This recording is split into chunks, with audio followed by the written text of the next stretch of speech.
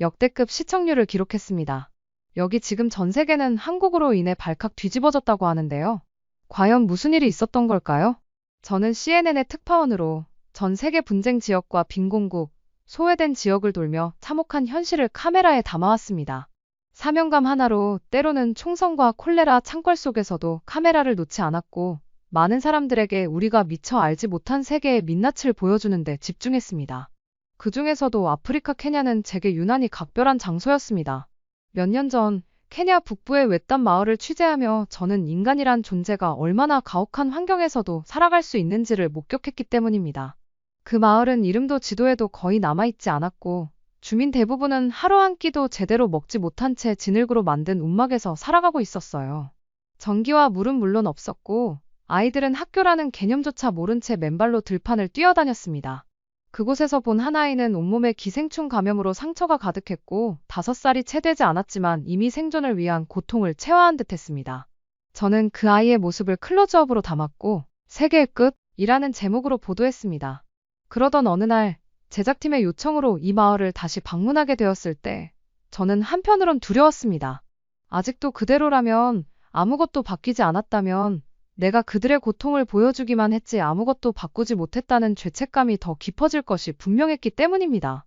그러나 제가 눈앞에서 본 풍경은 충격 그 자체였습니다. 분명히 같은 장소임에도 마을 입구부터 눈에 띄는 변화가 너무도 극명했습니다. 우선 도로가 포장되어 있었고 마을 입구 간판에는 스와힐리어가 아닌 한글이 큼직하게 적혀 있었어요. 마을로 들어선 순간 저는 마치 시간의 경계선 한복판에 서 있는 기분이었습니다. 불과 몇 년 전 온통 황토빛 흙먼지가 날리던 그곳이었어요. 아이들은 맨발로 메마른 땅을 걷고 있었고 유일한 식수원이라던 구덩이 우물은 말라붙어 썩은 물조차 남지 않았던 곳. 그 처절했던 기억이 너무도 생생했기에 지금 제 눈앞에 펼쳐진 장면은 도무지 현실 같지 않았습니다.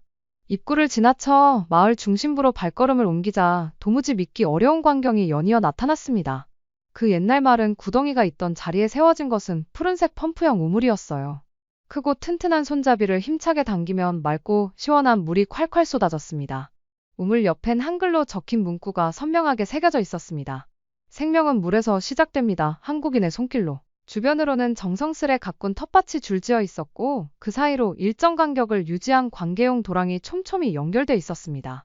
이것은 분명히 체계적인 설계 결과였어요.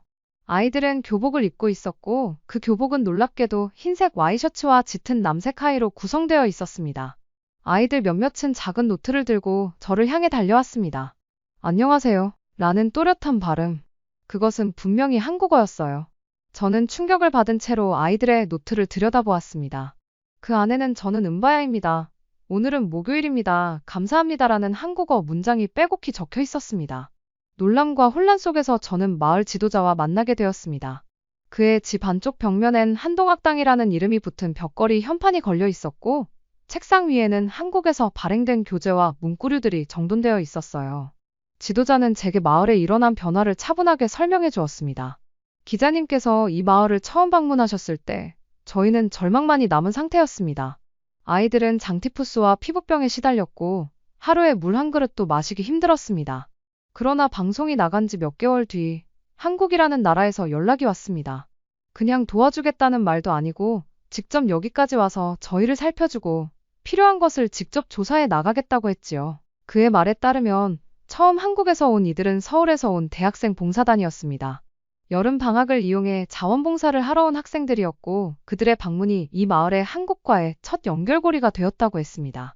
이후 코이카의 관계자들이 실제로 장기 체류하며 이 마을의 수자원 상태, 인구 구성, 건강 실태, 교육 접근도 등을 전수조사했고 그 결과를 바탕으로 체계적인 재건 프로그램이 시행됐다는 것입니다. 그분들은 한 번 오고 많은 사람들이 아니었어요. 매달 돌아오셨고 이 마을에 단 한 명도 병원에 갈 수 없는 사람이 없도록 직접 진료소를 짓고 의료 장비를 들여왔습니다. 심지어 의사와 간호사까지 직접 한국에서 파견되어 지금도 병원에 상주하고 계십니다. 저는 직접 병원을 찾아가 보았습니다. 정문엔 한국 클리닉이라는 간판이 있었고 안쪽에선 하얀 가운을 입은 한국인 의사가 지역 어머니와 그 아이를 진료하고 있었어요. 약장엔 한국에서 수입된 감염병 치료제와 항생제가 정돈돼 있었고 환자 기록은 디지털로 관리되고 있었습니다.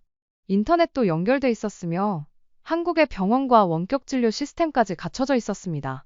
그 병원에서 만난 한 간호사에게 저는 물었습니다. 왜 이렇게까지 하시는 건가요? 다른 목적이 있는 겁니까? 그녀는 조용히 웃으며 대답했습니다. 목적은 단 하나예요. 이 사람들이 하루라도 더 건강하게 살 수 있도록 돕는 것. 우리가 한국에서 받았던 도움을 나누는 거죠. 저도 어릴 적 건조 우유로 자랐거든요. 순간 저는 말을 잃었습니다.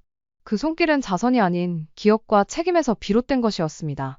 학교로 이동하니 더욱 놀라운 사실이 기다리고 있었습니다. 수업은 현지 교사와 한국인 선생님이 함께 진행하고 있었고, 커리큘럼 중 일부는 아예 한국어로 운영되고 있었어요. 칠판엔 오늘의 단어, 미래, 노력, 감사가 한글로 적혀 있었고, 아이들은 또박또박 그 단어를 따라 읽고 있었습니다. 일부 학생들은 이미 중급 수준의 문장을 구사할 수 있었습니다. 이 아이들은 한국 드라마도 좋아하고 한국 노래도 따라 부릅니다. 한국에 대해 공부하는 게 그들에게는 미래를 여는 창이 되었어요. 한 교사는 이렇게 말했습니다.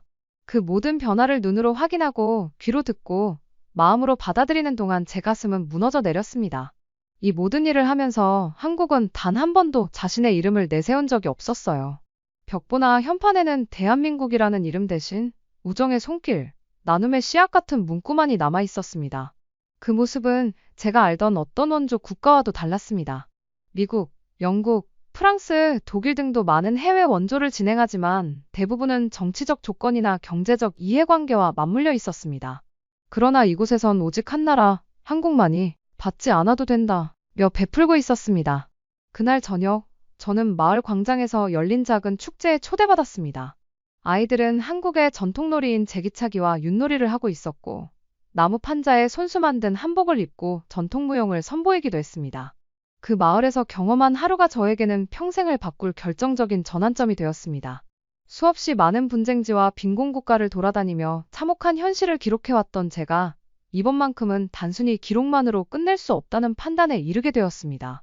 단 한 국가, 그것도 늘 조용하고 절제된 모습으로 세계를 대하던 한국이라는 나라가 이토록 절실하고 위태로웠던 한 마을을 이 정도로 근본적으로 바꿔놓을 수 있었던 것, 이것은 더 이상 취재의 범주가 아닌 인류의 가능성과 도덕적 선진성에 대한 진실한 증거라고 느꼈어요. 저는 곧바로 본사와의 화상회의를 요청했습니다. 케냐 현장에서 느낀 것들을 정리한 보고서를 제출하며 이번 건은 단순 보도로 소화할 수 없는 이야기임을 강조드렸습니다. 그리고 단발성 뉴스 리포트가 아닌 최소 4부작 이상의 장기 다큐멘터리 시리즈로 기획해야 할 필요성을 역설했습니다. 예산 배정은 빠르게 이루어졌고 편성 담당자들은 이건 역사적 증언이라는 말과 함께 특별 기획으로 방송을 추진하기로 결정하였습니다. 현장에 다시 발을 딛자마자 저는 제작진과 함께 마을 깊숙한 곳까지 들어갔습니다. 단지 병원, 학교, 도로 같은 구조물의 변화만으로는 한국이 했던 일의 본질을 설명할 수 없었기 때문입니다. 그래서 저는 마을 주민들과의 긴 대화를 시작했습니다. 한 사람 또 한 사람, 이름과 나이, 과거와 현재를 물으며 조심스럽게 진심을 들었습니다. 의료, 교육, 생활 기반뿐 아니라 가장 놀라웠던 건 마음의 변화였습니다. 과거엔 외부인의 방문을 경계하고 불신의 시선을 보내던 주민들이 이제는 한국인을 가족이라 부르며 아예 생활의 중심에 받아들이고 있었어요. 심지어 마을 회의에는 한국 자원봉사자들이 참석해 함께 의제를 논의하고 있었고, 이 과정이 전혀 어색하거나 인위적으로 느껴지지 않았습니다. 그 모습을 보며 저는 전에 취재했던 다른 국가들의 원조 현장을 떠올리지 않을 수 없었습니다. 미국 국제개발처의 푸드박스를 나누며 로고가 찍힌 사진을 남기던 순간, 유럽 원조단이 헬리콥터로 물자만 던져놓고 바로 떠났던 남미의 산골 마을, 중국의 기술지원팀이 지역 주민과 단 한마디 대화도 나누지 않고 진행했던 에너지 사업. 대부분이 보여주기식, 일회성, 혹은 경제적 목적이 섞인 형태였어요. 실질적으로 주민의 삶이 바뀌는 경우는 극히 드물었습니다. 하지만 이곳은 달랐습니다. 지원이 아니라 삶을 함께 살아가는 것이었고, 도움이 아니라 관계 맺기였습니다. 그 차이는 숫자나 자금 규모로는 설명할 수 없는 영역이었습니다. 그리고 그 중심에는 언제나 한국인이 있었습니다. 그 사실은 저를 깊은 충격에 빠뜨렸습니다. 왜냐하면 제가 이 일에 평생을 바쳐왔기 때문입니다. 세계 곳곳에서 누가 누구를 어떻게 도왔는지, 어떤 국가는 무엇을 왜 했는지, 그것이 저의 전문 분야였습니다. 그런데 제가 전혀 몰랐던 방식으로, 전혀 알려지지 않은 채 단 한 나라가 이토록 근본적인 변화를 일으켜왔다는 사실은 제 자존심마저 무너뜨릴 정도였어요. 제가 본격적으로 다큐멘터리를 준비하기 시작하면서 가장 먼저 내린 결정은 이 방송을 단순히 감동적인 미담으로 만들지 않겠다는 것이었습니다. 물론 이 이야기에는 수많은 눈물과 감사가 담겨 있었지만 그것만으로는 한국이 해낸 일의 본질을 다 보여줄 수 없다고 판단했습니다. 그래서 저는 이 마을을 넘어서 세계 각지에서 한국이 만들어낸 지속 가능한 변화의 구조를 입체적으로 파헤쳐 보기로 했습니다. 첫 번째 목적지는 에티오피아였어요. 한국 전쟁 당시 유일하게 참전한 아프리카 국가라는 상징성과 함께 지난 10여 년간 한국과의 협력 프로젝트가 다수 진행된 지역이기도 했습니다. 저는 수도 아디스아바바 외곽에 위치한 기술훈련센터를 찾았습니다. 이곳은 한국의 코이카가 운영하는 기관으로 기술을 배우고 싶어하는 사람들에게 재봉, 요리, 미용 기술 등을 교육하고 있었습니다. 흥미로운 점은 단순한 기술 전수가 아니라 마케팅, 회계 교육, 지역 자조모임 결성까지 전 과정을 단계적으로 설계해 놓았다는 것이었습니다. 한 수강생은 제게 이렇게 말했습니다. 이전에는 외국에서 오면 그냥 기계만 두고 가고 쓰는 방법만 알려주고 떠났어요. 그런데 한국에서 온 분들은 우리의 삶을 먼저 물어봤어요. 아이는 몇 명인지, 가족은 있는지, 무슨 일을 하고 싶은지부터요. 그래서 우리는 그분들을 선생님이 아니라 친구라고 불러요. 필리핀에서는 또 다른 장면을 마주했습니다. 민다나오 섬 북부에 위치한 자연재해 취약지역. 태풍이 자주 몰아치는 이곳엔 과거 국제기구들이 임시 가옥을 세웠지만 대부분 2년 내에 폐허가 되었습니다. 그런데 유일하게 한국이 건설한 공동주택 단지는 10년이 지난 지금까지도 주민들이 자발적으로 유지하고 있었어요. 저는 공동체 대표를 만나 이유를 물었습니다. 그는 웃으며 벽면을 가리켰습니다. 한국 사람들은 벽돌을 쌓기 전에 우리 손을 먼저 잡았어요. 집을 지어주는 게 아니라 집을 짓는 법을 함께 배웠기 때문에 지금도 우리가 스스로 고칩니다. 이 말을 들으며 저는 한국 원조의 방식이 단지 기술적 접근이 아니라 삶의 공동 설계라는 사실을 다시 한번 실감했습니다. 그 다음 방문지는 몽골이었습니다. 수도 울란바토르에서 차로 3시간을 달려 도착한 작은 유목민 거주지. 이곳엔 한국이 지원한 태양광 발전소와 이동식 진료 차량이 있었어요. 극심한 한파와 낮은 인구밀도 탓에 외부 지원이 거의 불가능한 지역이었지만 한국은 실시간 기상 데이터를 분석해 이동 경로를 설계하고 현지 의료진을 훈련시켜 직접 운용이 가능하도록 만들었습니다. 특히 인상 깊었던 것은 차량 안에 한국어로 이동 건강학교라는 작은 코너가 있어 아이들에게 손 씻기, 영양교육, 성교육 등을 함께 진행하고 있다는 점이었습니다. 그러나 무엇보다도 저에게 가장 깊은 인상을 남긴 곳은 캄보디아였어요. 수도 푸놈펜 인근의 은비착교라 불리는 작은 직업훈련기관. 이곳은 한국의 한 민간 NGO가 설립한 장애인 직업학교였습니다. 교실에는 지체장애를 가진 청년들이 열심히 컴퓨터와 재봉기술을 배우고 있었고 그들을 이끄는 교장은 현지인 참노 씨였습니다. 그는 저를 보자마자 고개를 깊이 숙이며 말했습니다. 저도 한때는 도움을 받던 사람이었습니다. 한국 분들이 저에게 삶의 기회를 주셨습니다. 그리고 저는 그 삶을 다시 다른 사람들에게 나누고 있습니다. 그가 설명해준 구조는 놀라웠습니다. 학교 운영진 대부분은 과거 한국의 지원을 받아 직업교육을 받은 이들이었고 그들이 졸업 후 다시 이 기관에 돌아와 후배들을 가르치고 있었어요. 그야말로 도움을 받은 사람이 다시 누군가를 돕는 순환의 구조였습니다. 저는 이 구조를 현장에서 확인한 뒤 메모장에 이렇게 적었습니다. 한국식 선순환 구조 도움이 끝나는 지점이 아니라 새로운 시작점으로 작동한다. 긴 시간 끝에 전부 취재를 끝냈고 방송은 본격적으로 전국과 전 세계에 동시에 송출되었습니다. 방송이 시작되자마자 전 세계 시청자들의 반응은 말 그대로 폭발적이었어요.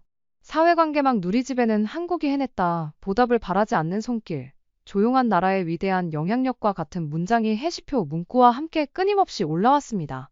케냐, 에티오피아, 필리핀, 캄보디아 등 방송에 나온 나라들의 국민들은 눈물 어린 사연을 직접 댓글로 남기며 우리 마을도 한국이 바꿔놓았다는 사실을 세상에 증언했습니다. 특히 방송 마지막에 소개된 수치는 세계인의 인식을 송두리째 바꾸는 결정적 계기가 되었습니다. 2025년 기준 한국의 공적 개발 지원 총액은 약 4조 4천억 원에 이르렀으며 이는 국내 총생산 대비 0.25%로 국제협력개발기구 평균 수치인 0.19%를 크게 웃도는 수치였어요. 단지 액수의 문제가 아니었습니다. 한국은 세계 여러 나라에 약 5만 명에 달하는 봉사자들을 파견하였고 이들은 단순한 일회성 봉사가 아닌 지역 주민의 자립과 공동체 성장에 초점을 맞춘 장기적 협력을 실천하고 있었습니다. 이 모든 것들은 방송을 통해 전 세계에 생생하게 전달되었습니다. 방송 직후 여러 나라 언론들이 앞다투어 한국의 개발 협력 방식에 대해 집중 보도를 이어갔습니다. 미국의 한 유력 일간지는 한국을 진정한 의미의 선진국이라 표현했고, 독일의 한 국제정치 평론가는 한국은 기술이 아닌 사람 중심의 국제 개발 원칙을 실현하고 있다고 평가했습니다. 방송이 전 세계에 공개된 후 가장 뚜렷하게 변화를 보인 것은 다름 아닌 젊은 세대였어요. 평소 정치나 국제 문제에 무관심하던 이들이 이번만큼은 달랐습니다. 단순한 호기심이나 감정적 반응을 넘어서 스스로 움직이기 시작한 것입니다. 그것은 마치 작은 불씨가 들판을 가로지르며 거대한 불꽃으로 번져나가는 듯한 인상이었습니다. 그들의 움직임은 빠르고도 깊이 있었으며 무엇보다 자발적이었어요. 처음 연락을 받은 곳은 아프리카 서부의 나이지리아였습니다.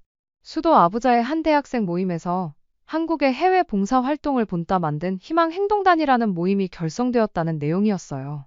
이들은 방송을 본 직후 바로 학교에 제안을 넣어 현지 빈곤 지역의 주말마다 찾아가 환경 정비와 아동 교육 봉사를 실천하고 있었습니다. 그들이 만든 유니폼에는 이렇게 적혀 있었습니다. 우리는 한국에게 배웠습니다. 나눔은 가장 조용한 힘이다. 이어 도착한 소식은 몽골에서였습니다. 울란바토르 외곽의 한 고등학교에서 한국을 좋아하던 학생들이 방송을 보고 감동을 받아 방과 후 자발적으로 한국어 학습회를 만들고 있다는 이야기였어요. 그들은 따로 교재나 선생님도 없이 누리집을 통해 한국어를 익히며 한국의 문화와 역사 그리고 국제 원조 사례까지 공부하고 있었습니다. 그중 한 학생은 저에게 손으로 쓴 편지를 보내왔습니다. 저는 한국처럼 다른 사람을 도울 줄 아는 어른이 되고 싶습니다. 그래서 언젠가는 저도 아프리카나 아시아의 가난한 지역을 찾아가고 싶습니다.